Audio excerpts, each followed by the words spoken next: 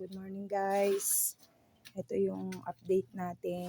So, yan yung mga pinheads. Ito. Yan. Maliliit pa sila. Okay. Like this one. No? Yan. Oops. Cute, no? Tapos magiging ganito yan sila. Yan. So, ang turo is ganito. Kapag ang fruit bags is puting-puti na, no? Mummified na siya. Yan, hanggang dun sa dulo. No? Yan, ganito. There has to be an opening. Yan, merong ganyan, opening. Bakit? Kasi puro amag na yan eh. Diba? Ano siya, nape-preserve. So, pag puro amag, pati ito puro amag, wala nang lalabasan yung mushroom. Tama? So, ngayon, para magkaroon ka ng pinheads na katulad nito, ayan, diba? May opening siya dyan, tapos mag-aamag, tapos lalabas yung mga pinheads. So, ganito din. Yan, no? So, tingnan nyo yung significance nila. So, lahat sila, meron munang sa gitna. Ganun. Tapos, this one, as an example, no? Kusa na siya kasing lumabas. Kusang lumabas. So, ang ginawa na lang namin, is hinayaan namin siya. Ayan, hinayaan namin lumaki. Bago namin tanggalin yung plastic sa gilid. Like this one, inalis na namin. No? Tapos naalisan na rin siya dyan ng amag.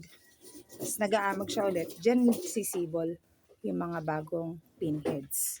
So, yan guys. Para lang meron kayong learnings o advanced information before kayo mag-invest into amag business. So, yan. Meron na tayong mga na-open dyan. Tuturo din natin yan sa susunod.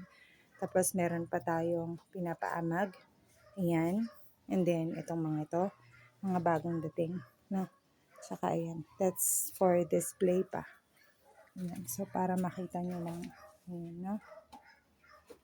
Ayan. Ito yung nag-aamag pa lang. Ito yung nag-amag na. Ito naman yung nakapamunga na ng ilang beses. So, kung mapapansin nyo, ayan, hindi na siya puting-puti, ano? Pero, may lumalabas. Okay? Kasi, from time to time, ini-scrape natin yan para hindi manigas yung mga puti-puti. Like, ganito. Yan, no? Yan, pwede yan i-scrape mo. Ito kasi natanggalan na. No? So, in-scrape namin yan. Pwede mo rin tong i-scrape para lumabas din dyan yung mga pinheads. Tulad nitong mga to. Ha? Yan. So, yan. May mga bunga. So, ganun.